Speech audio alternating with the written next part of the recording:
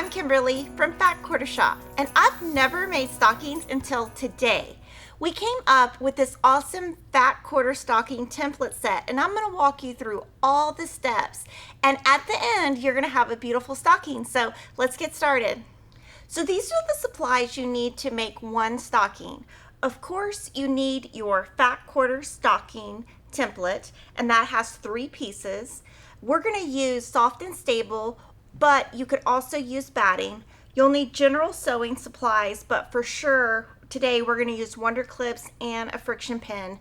We're going to be using white 2021 Aurifil, and the reason we're using white is it's going to give us a really nice stitch look on the toe of our stocking. And then for fabric, you need 3 fat quarters and 1/2 yard. So let's get started. So the first thing you're going to do is take the paper off the back of all 3 of the templates.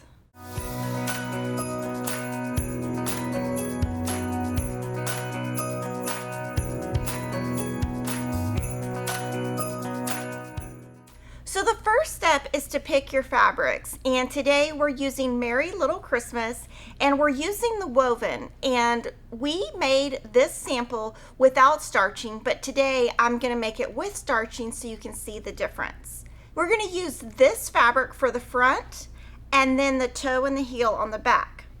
We're going to use this fabric for the back and the toe and the heel on the front.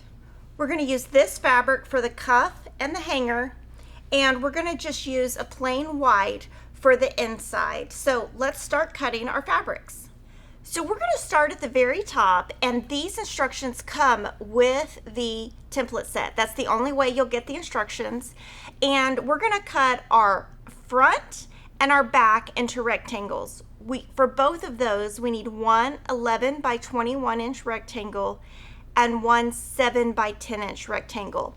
Now these are going to be subcut later into smaller pieces, so your cut doesn't have to be exact, but for now we're going to cut 11 by 21. This is already 21 inches wide, and since we're going to be subcutting these into smaller pieces, it doesn't have to be exact. So I'm going to just do a clean cut on the left. I'm going to use the mat for measurements, and I'm only doing that because we're going to subcut these later. And then we need a 7 by 10 inch rectangle. From your second piece, we're just going to cut a 10 inch rectangle, and it's 7 by 10, but since we starched, it shrunk just a little bit, but you don't need that full amount. So I'm just going to cut a rectangle that's 10 inches wide. And then what we're going to do is we're going to label our fabrics. So this is our front, so we're going to label it with an alphabet with an A, and you can just use a Wonder Clip and clip that on. And then this is going to be the back heel and toe, and that's our B, so we'll label that. And then this will be C. This kind of just helps you stay organized. And then we'll move to cutting the next fat quarter. So we'll set these aside and move to our cuff fabric. This fabric, which is your cuff and hanger, does need to be cut exact because these are not going to be subcut with templates.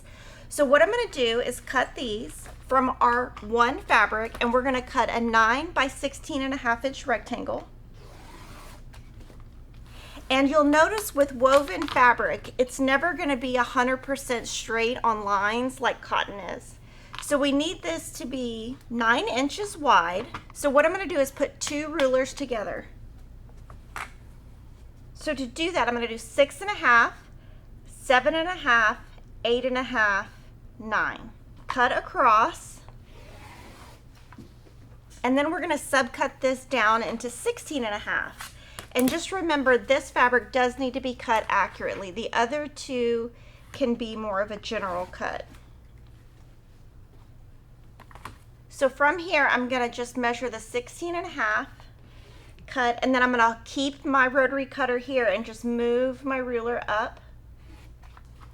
Okay, so we'll label this as fabric E, and then our F is going to be our hanger, so we need a 2.5 by 6.5 inch. So that actually would be easier to cut with a smaller ruler.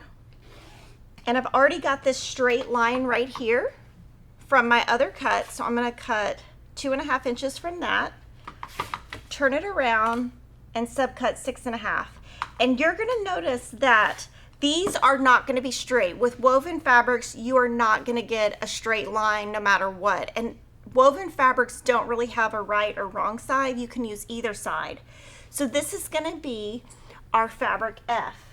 And so as you can see right here, I'm just keeping everything labeled on a design board, and now we're gonna cut our last pieces, which are our lining, which is fabric G. So the lining fabric is 1/2 yard, so you've got 2 pieces here, and this is also going to be subcut from a template, so it doesn't have to be exact. So I need 2 11-inch by 21-inch rectangles. So I'm just gonna use a straight line, and we are using a woven for the inside, but you could just use a Bella Solid if you wanted to. So again, I'm gonna just use my mat, cut 11 inches, and then across the top, I'll just cut this, fold, and then that's gonna give me 2 pieces that are gonna be my lining, and I will label these as fabric G. Now you'll have everything on your design board, and what we've done so far is right here. Now we're gonna move to step 1. So now I have my fabric A, which is the front of the stocking, and our fabric C, which is the back of the stocking. And here what we're gonna do is place our template right side up on the front, and very importantly, flip it over to the wrong side for the back. That's the most important part, so that the pieces nest. And we have grid lines on this ruler. It won't work so much with the woven fabric because the woven doesn't stay straight. But we have that so that if you are working with a cotton, you can line it up and have it straight. But what I'm gonna do now is just draw a line around the front, and remember the front, the template is right side up.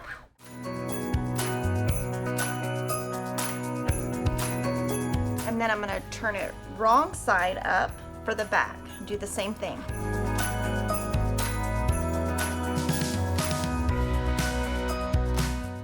Now we made this template extra thick so you can cut if you want with your rotary cutter. It's up to you, but what I'm gonna do is just take some scissors and I'm gonna cut on the line for the fabric A and fabric C, and once that's done, I'll be right back. So now we have our front cut and our back cut. And also as part of step 1, you're gonna do the same thing with your soft and stable. You can also use batting. We're just using soft and stable since it is thicker. And so you're gonna cut 1 piece right side up and 1 piece wrong side up. And then you'll put your fabrics and your batting together, and we'll move to step 2. So now we're moving to step 2, and you're gonna take your fabric B and your fabric D rectangles. Now I'm gonna remove the alphabetes, but just remember this is B and this is D. Now we tried out several different fusibles, and we found the Heat and Bond Ultra Hold works the best for this project. Now remember, there is not a right or wrong side to woven, but if you're working with cotton on the wrong side of your fabric, what you're gonna do is put Heat and Bond on the wrong side. And when you're working with Heat and Bond, there is a bubble side, and what you want to do is just make sure it completely covers your fabric.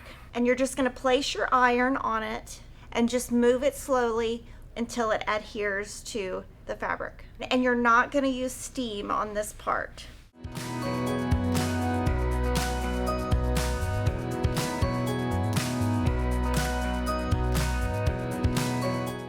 So I wrote B and D just so I could remember which one they are, and you just want to make sure your paper is completely stuck to your fabric. So what I'm going to do now, you can use these lines and you can either put this on point or straight or however you want. I'm just going to do it on point. And what you're going to do is on your paper, you're going to draw a line. Now we did let this cool down because we're using a friction pen, and since it was hot, if we would have just drawn on it, the ink would have just gone away. So do that on both fabric B and D. And then you're just going to cut. Now I'm just going to use the scissors that I normally use Some people will use paper scissors. It's up to you. But we're gonna cut around all 4 of these and then we will pull the paper off. Now you're gonna pull the paper off and you wanna make sure that that heat and bond is on the fabric, and when you're pulling this off, you're only pulling the paper off and you can feel the heat and bond.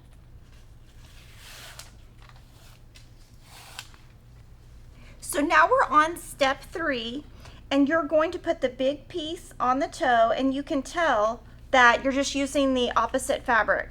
And you just make sure it's lined up, and then what we're gonna do is move this to an ironing station and just iron these in place. And we do have our batting or soft and stable behind. Just leave that right there and just iron it in place for about 20 seconds. And just make sure you don't move around your iron when you're doing this. And then we'll do the back also.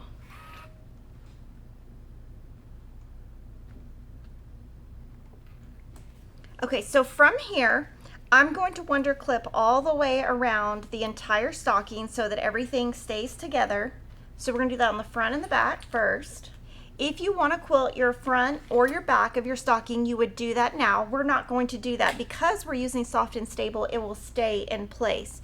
We're just going to be doing a blanket stitch around the toe and the heel, and I'm going to show you up close how that's going to look before we go to the sewing machine. But you can quilt this if you would like. So I just want to show you up close what the stitch looks like. And when we put this blanket stitch on, we're going to use a 5.0 stitch width and a 3.5 stitch length, which is in the instructions. So now I have my machine set and I have an open toe foot, and I want to make sure my needle is all the way on the right. I'm going to put the needle down, the foot down, and just follow the line.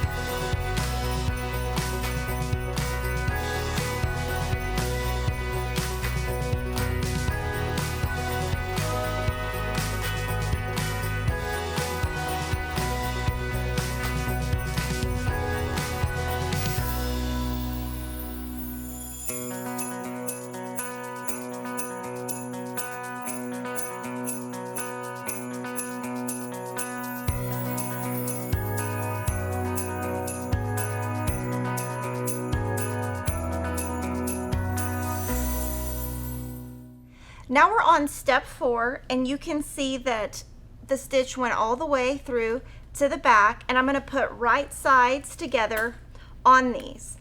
And then what I'm going to do is we need to line up the heel and the toe.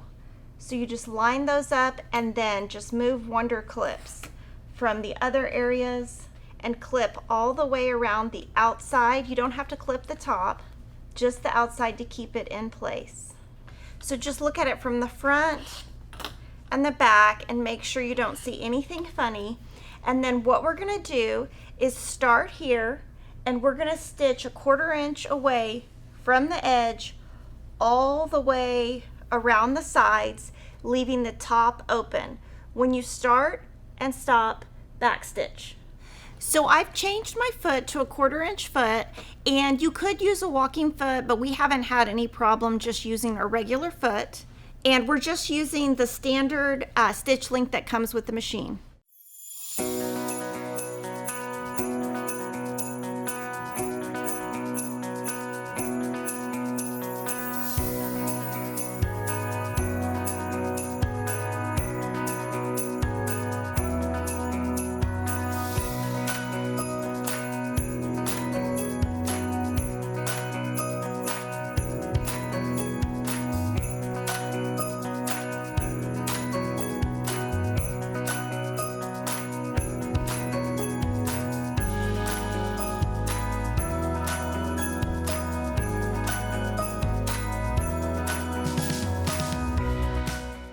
So now we're on step 5, and you want to trim off any excess threads. And then what I'm going to do is trim this to about 1/8 of an inch away. This is optional, but it will make the next step easier. And you're just trying to pull some of the bulk of the soft and stable off.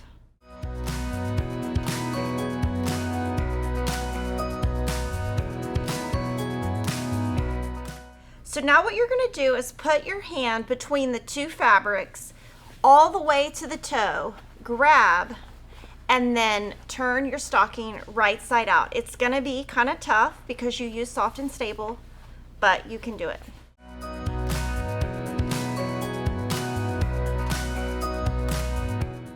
And then just use your hand to push out all the seams, and you can see that we lined up right there perfectly somehow. And then we're gonna iron this after we get all of the seams pushed out. And I'm just gonna use my finger.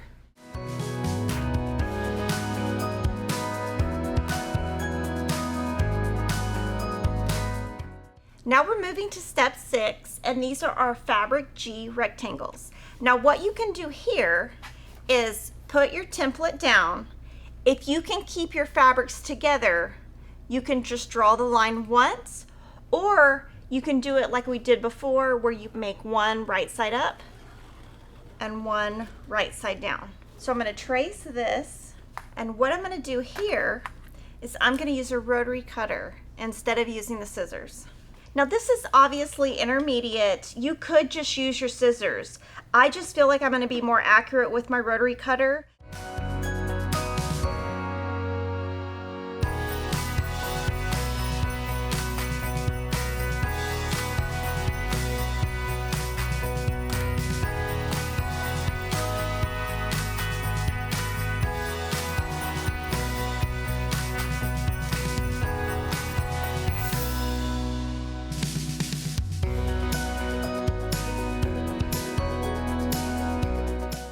So now your fabrics are already right sides together. So we're just gonna stitch exactly like we just did, a 1/4 inch away from the edge, back stitching at the top and the bottom. So same thing we just did, and that was just a trick to keep my fabrics together, but of course you probably should use scissors at home.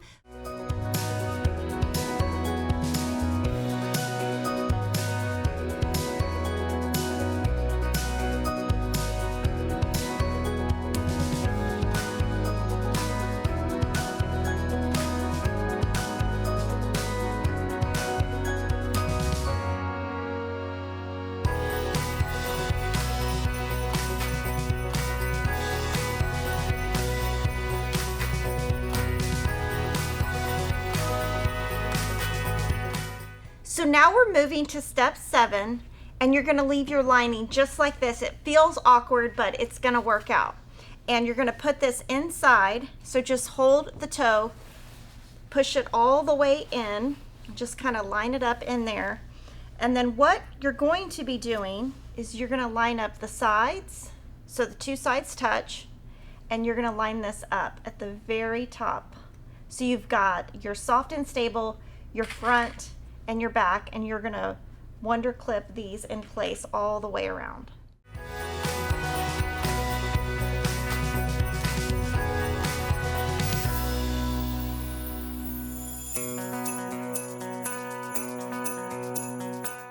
So a stocking wouldn't be a stocking without the hanger, so this is the part we're going to do. And what you're going to do is take your fabric F rectangle and you're going to find the center. I'm just going to fold it in half and press. Now you want wrong sides together, but since we're working with woven, it doesn't matter. And then you're going to move this to the center. Then take the other side, move that to the center. And you want it to just be kind of straight on the edge, and then put these together. And then you've made your hanger. And the goal on this is just to have it nice and straight along the fold. Okay, so now what we're going to do is go to the sewing machine and first along the fold side, stitch about 1/8 of an inch away. And then we're going to turn it and have a really nice finish edge by stitching the other side.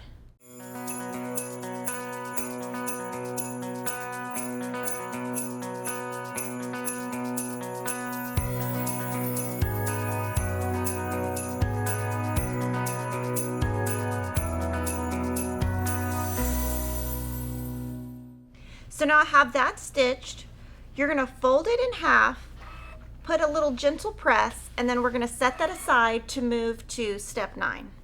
Now on step 9, you're going to fold your fabric E rectangle across the length, right sides together, and we're going to go to the sewing machine and stitch 1/4 inch away from the edge, back stitching at the beginning and the end.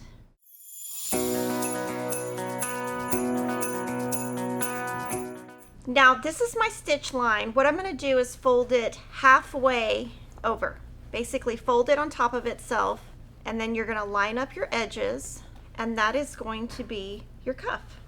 So now to move to step 10, we've got our stocking, our hanger, and our cuff. On this right side, what you want to do is open it up, and you can see right here is your seam. Place your hanger inside here, right along that edge, and wonder clip that down, and this is how it looks on the inside. Now from here, take your cuff. These are your raw edges. You're going to place it on the inside, lining up the edge sewn line with the edge of one of these. That way you won't see it. And then you have a lot of bulk right here, and what you need to do is just finagle it. First line up this edge and then wonder clip it, and then just wonder clip all the way around the edge, keeping all of your raw edges together. And adding the cuff is your step 11. So we've kind of combined 10 and 11 together. Now we'll go to the sewing machine and start on one of the edges, back stitch, and you're going to stitch all the way around with a 1/4 inch seam. So now I've removed the bed of the machine so that my stocking can just fit right here. And I'm going to start right where that hanger is so I can make sure the hanger gets sewn down securely.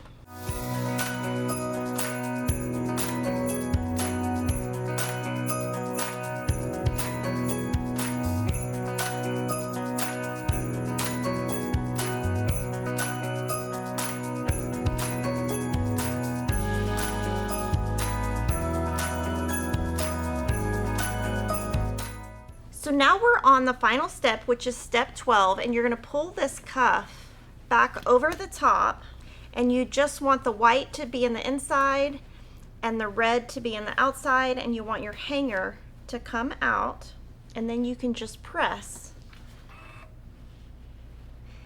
if you want, just to keep it nice and in place.